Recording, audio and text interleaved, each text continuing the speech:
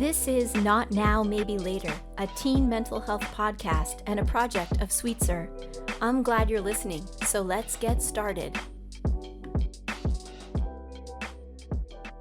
Hello, and welcome to this episode of Not Now, Maybe Later.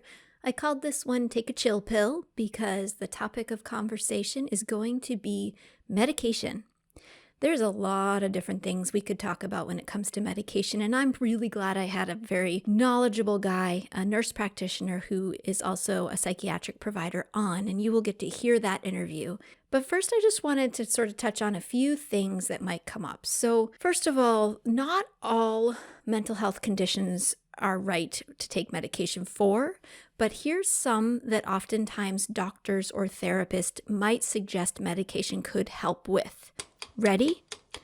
ADHD, anxiety, OCD, depression, bipolar disorder, and sleep problems. Now, there's other things that come up when talking about how to treat mental health conditions. And one of them that we do cover in this episode is self-medicating. People who are choosing to use marijuana, weed, pot to help with things like falling asleep or managing anxiety. And we do touch on that. And I have to kind of skip to the end of the story. And basically it is that THC is not helpful to the brain when you're dealing with a mental health condition. It certainly might make someone forget about their condition or feel better while they're using it, but there's definitely a downside after. So you'll hear more about that in the interview. Another couple things I wanted to just touch on are some people have heard about, and there's some interesting conversations happening about microdosing mushrooms. This is not as progressively happening in the United States above board, like approved by the FDA as it might be elsewhere. But that's sort of a new area of interest for people is, as an adult, would microdosing mushrooms be possibly helpful to certain mental health conditions? And also there's a trend coming up about ketamine therapy, and ketamine is a drug that was never originally intended for humans. It was actually used to sedate animals, and then it became a drug that people were using when they were clubbing or partying, and now it's being researched as something that could be used in very small doses to help with very severe ongoing depression. But there's not a lot of research, and it certainly hasn't been done on people under age 18, so none of these are going to be solutions you're going to hear me recommending on this podcast. The other thing that comes up with medication conversations is possible side effects, and that didn't come up too much in this interview, so I wanted to just touch on them here. When people are making a decision about medications, it's probably just as important to consider what they could do to help, but also how you might feel when taking them. It's really normal to have some sort of side effects when you're getting used to taking a medication, but it's also not that uncommon to have side effects the whole time you're taking a medication. And when I say side effects, I mean taking a medication in some cases might lead to weight gain, skin rashes, changes in loss of appetite, or dry mouth, and also can affect sleep in both ways, make you sleep a lot more or make you have trouble sleeping. So I didn't mean to make this sound simple. This is a really difficult conversation, but one that you might have had or are having with your doctor or your therapist. And I wanted to make an episode so you can hear kind of for free some good advice or some good information from a very competent psychiatric nurse practitioner. So enjoy this episode, and thanks for listening. I am so glad to be here today with this guest. Sam, thank you for coming on. Thank you for having me. Glad to be here. So why don't you start by telling us what you do? I am a psychiatric mental health nurse practitioner. So I work with kids and adults on basically medications and also some other things. Can you tell us what psychiatry is? Sure. Psychiatry is the sort of medical side of mental health. We talk more about sort of the biological processes that involve mental health. And we also talk a lot about sort of symptoms, and we kind of break things down in that way. So like we have symptoms of the flu, like you might have a fever and you might have a cough. You have symptoms of mental health disorders like depression. You might feel hopeless. You might feel you're really sleepy all the time. Okay. So what can medication do for people who have something like depression or anxiety? Sure. So We have lots of different medications that can help people out. We know that they help because they've been studied and they've been approved by the FDA. And so they do things with the chemistry in your body. So we have these things called neurotransmitters, and neurotransmitters play a role in how we're feeling and whether or not we're feeling depressed or anxious. And we know if we adjust those neurotransmitters, then we can sometimes help people to feel better. You said you're a nurse practitioner. What's the nurse part of that? So I am a registered nurse first. That is a bachelor's degree. I have a degree in nursing and a license in nursing. And then what we can do is go on and get more education and become what's called an advanced practice registered nurse. And so that could be a master's or a doctorate level nurse. And we can do things like prescribe medications, diagnose and come up with treatment plans to help people, order tests, things like that. A lot of the same things that, your doctor can do. We just come from a nursing background rather than a medical.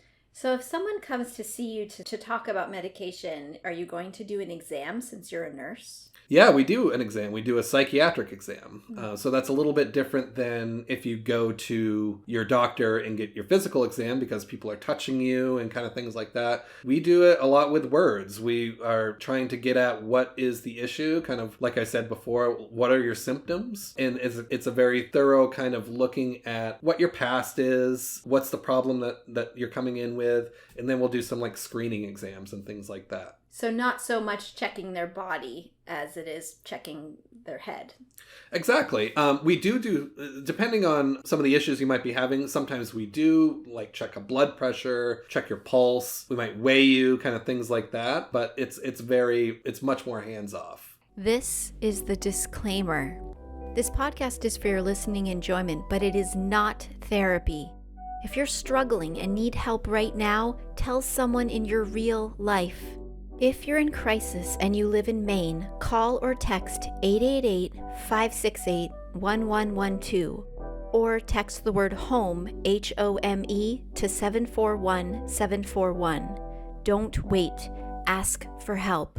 When a teen goes to see you, do their parents come to the appointment? Typically, yes. So if we do anything where I need to prescribe a medication, I need to have a guardian's consent to be able to do that. So also very important to get, kind of the perspective of the parent or guardian to know, what they see, what they kind of see as the problem as well. And so we kind of get the whole kind of picture of how the child is functioning. Sometimes we even talk to the school, and we might get reports from the school just because that's such an important part of a kid's life. We need to have parental consent to be seen. That's important to get. So whose decision is it whether or not the teen who wants services gets to take a med? It's everyone's decision. So it's very important that the kiddo wants to take the medication, because if they don't want to take it, then they're not going to take it anyway, even if we're trying to give it to them, right? Mm-hmm. So they're going to do whatever they can to not take it. So it's very important that the kid is on board with it, that they understand what they're doing, they understand how to take it safely and all that kind of stuff. And it's also important that the parent understands what the medication is, what to look out for, because a lot of times the patient, the kid, won't notice, kind of the changes that they've had since starting the medication. It's usually the people around them, their friends and their parents and their teachers, those kind of people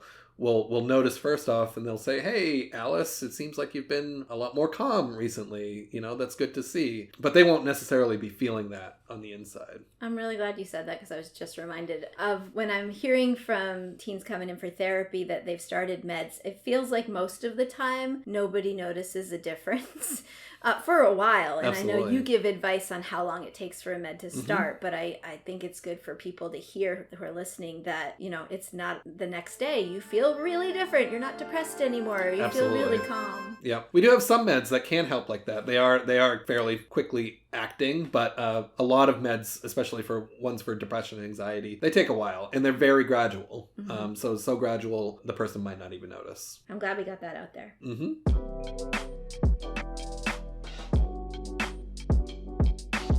One thing I ask everybody who comes on that does mental health work with teens is how you describe confidentiality. So when a teen comes in, if they get to talk to you alone, like how do you explain confidentiality? First off, everything that occurs, except for some caveats, is in between me and the patient, no matter if they're a kid or not a kid. So a kid is welcome to talk to me about literally anything. And where it becomes the boundaries of confidentiality are, if someone's saying that they're going to hurt themselves or hurt somebody else or something like that, then I have to let somebody know that, obviously. But for the most part, everything is fair game.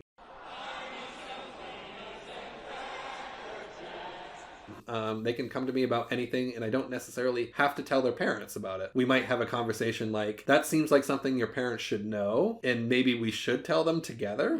But, that's more about getting the patient to try and do that themselves. What about talking to other people about the client? My practice is I always want to be able to talk to other providers that are involved in the client's life. There are some special situations like involving drug use where, I need specific permission to talk to another client. If they disclose, say, substance use to me, I need specific permission from the client and then their guardian, if they're a kid, to then be able to talk to another provider about that kind of stuff, because that's covered by HIPAA compliance and all that kind of thing. But it's important to be able to talk to other providers because, again, it's important to get everyone's kind of viewpoint, especially if you and I, Emily, share a client. I want to hear your perspective because you're coming from a different kind of angle. You might see that person more often than I would. If someone's stable, I'm only seeing them every 3 months when you might be seeing them every week or every other week. So you have a lot better kind of viewpoint on maybe how they're doing versus when I see them for 30 minutes. So besides therapists like me, who else might you check in with permission? Check in with parents, check in with their doctor. If I'm starting a medication on someone, I might need to get information from the doctor about, what their kind of medical status is, because I can't do a full medical exam. So I need to know, are they healthy? Do they have any kind of heart issues or anything like that, or anything I should be aware of from the medical side of things? Do people have to be a certain age to start medication? They don't. The FDA approves medications for certain ages, but we use a lot of medications off-label in younger folks, even if they aren't FDA approved. That just means that the company didn't go through the approval process. That doesn't mean they don't work. I mean, there are kids as young as 2-3 years old that can start on medications if they think that medications could be helpful for that kid for whatever reason. So there's not really an age limit now, but we try and be more cautious in kids because they have growing, developing brains. They're developing a lot more rapidly. That makes sense. And I want to ask you about this because it comes up when I'm trying to explain medication as an option to someone who's never been on it and who's trying to have that conversation with their parents about it. Something that comes up a lot actually is that the teen or the parent believe that if a kid starts a medication, they're going to end up being a drug addict. So that there are certain medications that you're going to get addicted to or want to sell or misuse. And I just wanted to give you a chance to speak to that. Like, what would you say if someone comes to you with that idea? Yeah, so I mean, it's all on a spectrum, right? So you have people that say that I don't want my kid getting addicted to this medication. And then you also have parents that come and say they need to be on a medication to fix them. So the other kind of, the medication is the only answer. So like everything, we exist in between that, right? No medication that I prescribe can get someone addicted, quote unquote. There are certain medications, if you stop taking them, you would feel ill, and people sometimes think that that's kind of like addiction, but it's not. It's different. It's just a withdrawal syndrome that medication might be causing. One that comes up a lot is with stimulant medications for ADHD. People think that, they might have heard that stimulant medications are quote unquote like cocaine. And that's somewhat true in that they work on the same kind of neurotransmitters, but they're a lot safer and we use them appropriately. And there's actually a lot of evidence that shows that if ADHD is properly treated, then that person won't end up self-medicating with things like that.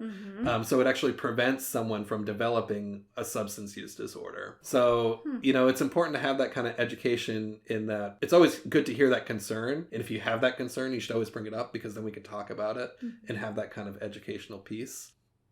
I want to actually, what you said matters a lot to me as a therapist. There is that other myth that a medication is going to make you all better. Like you're coming in to see a therapist or to see a psychiatrist and you're dealing with significant symptoms of depression or anxiety. And once the med is working, you're going to be sleeping fine and feel happy and no longer have any trouble in life. Yeah, absolutely. So, and I think everybody wants, that's the goal, right? Between therapy, medication, yoga, whatever you're doing, like that's, I think, where everyone's trying to get to. I guess I want to say that that's not really true, right? Like the goal is to be able to function in whatever way works best for you. Right. But I just thank you for saying that, because it's the hard part for the work in therapy and maybe for psychiatry is to say, like, you know, now you're sleeping better or now you're not suicidal, that there's still a lot of work on the way to getting to a place where we can say you don't need care, you don't need these things anymore, medication or therapy. Well, it's easy, right, to take a pill. It's really easy.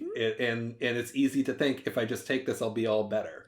And that's false. And so a lot of what I do also is, you know, setting the expectations for what medications can do. And they can be very, very helpful for folks. I look at them a lot as unlocking the box so that then you can do the hard work that therapy might involve or other kind of treatments might involve. But, you know, medications are rarely the only answer, and they're just kind of one tool that we have in the toolbox. Yes.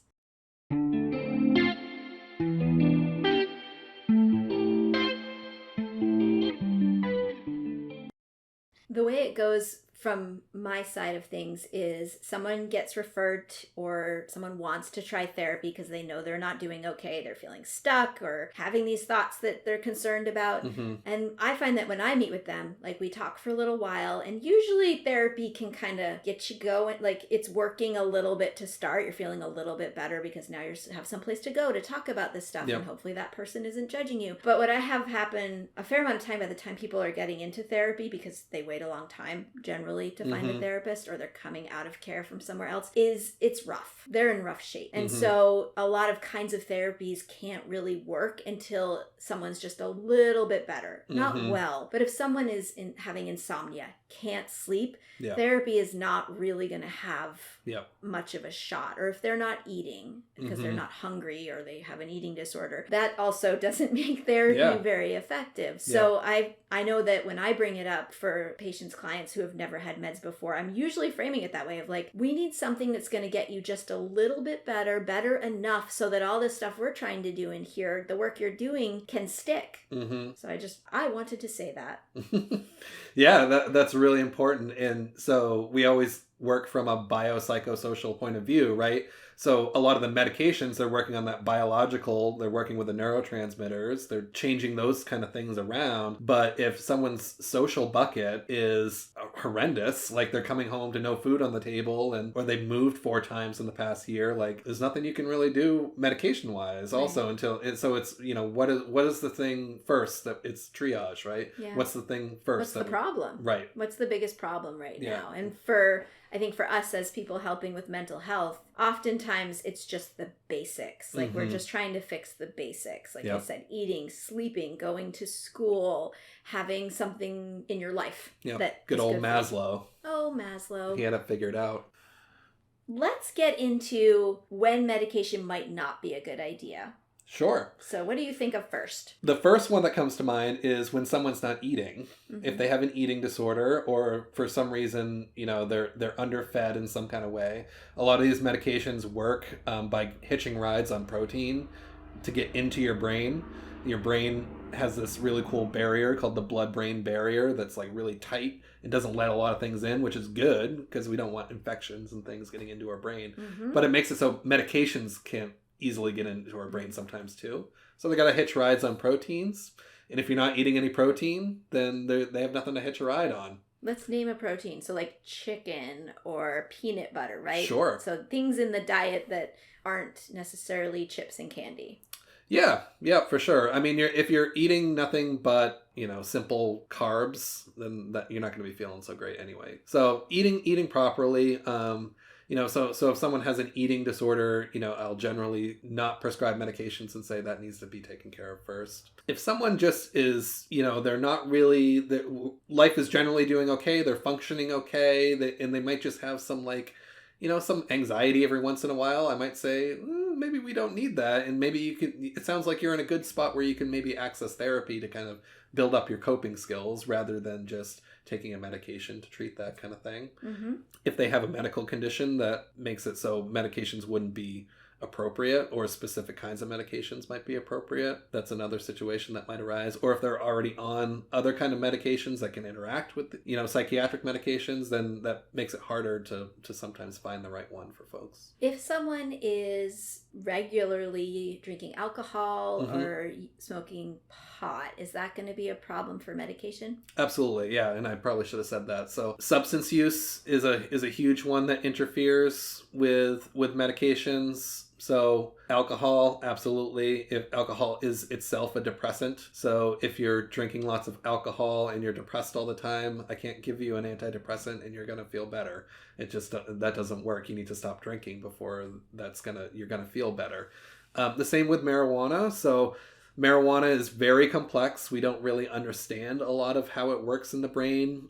There's kind of different types of marijuana that seem to do different kinds of things. We do know that marijuana can adjust your liver enzymes, and I just learned this recently. It can upregulate and downregulate liver enzymes. And all that means is that, all of medications get processed through the liver. And so if your enzymes are fluctuating, if they're going up or going down, that's going to adjust the level of medication that's in your blood. If you're smoking lots of pot, it might decrease the amount of medication that's getting into your blood, which means that it's not going to be as effective. I always encourage people to try and stop smoking marijuana before they try medication, because it seems to really interfere, and it can also be causing a lot of symptoms of mental health problems like anxiety, depression, things like that. I found that if people are able to stop, then those things sometimes get better, and then they don't need to be on medication. Mm-hmm. When you said that, and I started thinking about the liver, because I hadn't really thought about that. I'm always thinking about the brain, but the liver is actually a huge part of this. Sure. Nicotine would probably be a problem, because I know that the liver's probably doing a lot of filtering to deal with nicotine already. Yep. Nicotine does the same thing in the liver. It can upregulate and downregulate certain enzymes, which can affect the blood level of certain medications. Absolutely. Okay. So thank you. That's really clear to me now, that if someone is using other substances that their body is working to process through the liver specifically, never mind the stomach and all the other parts of us, their medication is just not going to have much opportunity to get into the places it needs to get to. Yeah. Liver's pretty important. Literally everything that goes into our body gets processed through the liver in some kind of way. So it's probably good to drink water then? Yeah.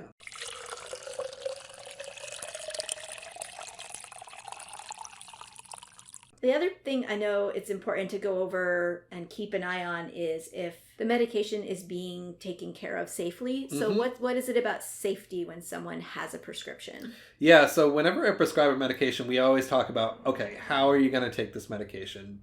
Are you going to take it in the morning? Are you going to take it in the evening? Are you going to just take it whenever is convenient for you? What to expect as far as side effects? A lot of medications they can kind of make you feel nauseous and upset stomach when you first start taking them. But it's important to know that because it can get better over time. The other thing is with safety, if someone's, say, suicidal and I prescribe them a medication, oftentimes we need to involve the parent in that, because there's a risk that this person's just going to overtake their medication. They're going to swallow all their pills and attempt to kill themselves, which happens. And so we need to talk about, what is the system going to be like in that situation? And maybe we'll talk about, this is not forever, but for the next 4 weeks, say, we need to, lock up our medications and lock them up, but then also have a plan for, okay, how is the parent going to get the kid their medication? Because right, every day. It's important that they take it to get better, right?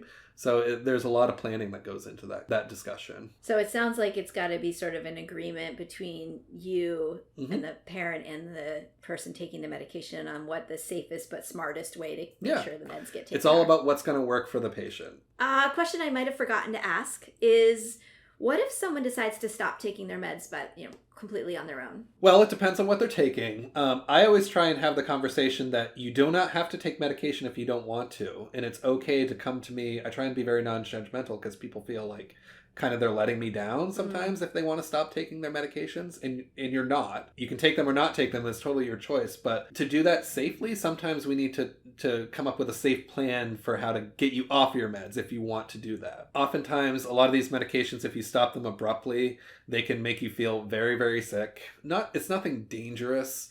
Like, you'll get better, but it really will make people feel kind of ill. A lot of times people describe having electric shocks in their body, kind of things like that. Upset stomach. A lot of times they'll feel like super anxious, and that's not because necessarily, their anxiety is coming back, but just because that's how coming off the medication can make them feel.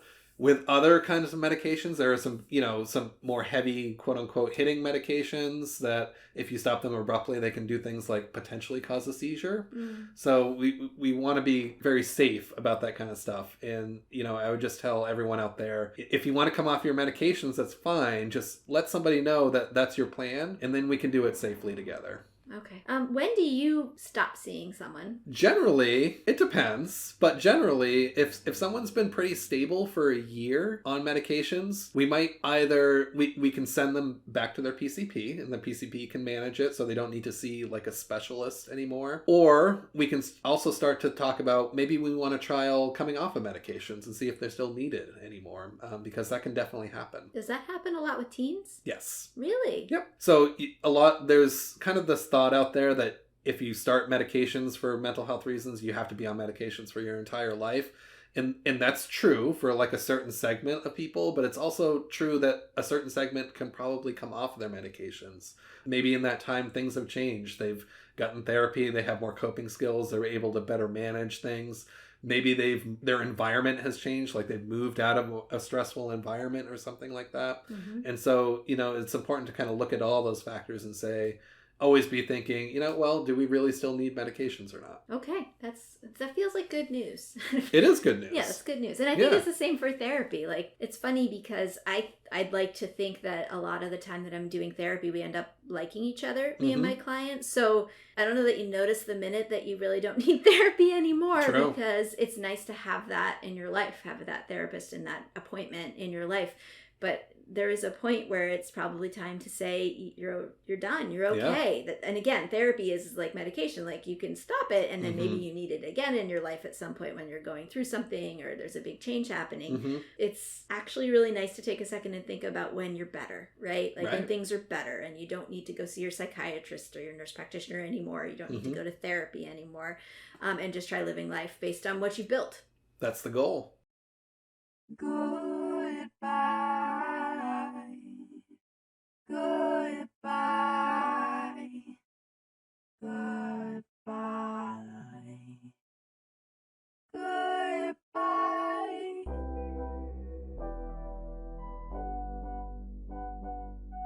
Thank you again for listening to this episode of Not Now, Maybe Later. This is a project of Sweetser. I am your producer and host, Emily Ostro.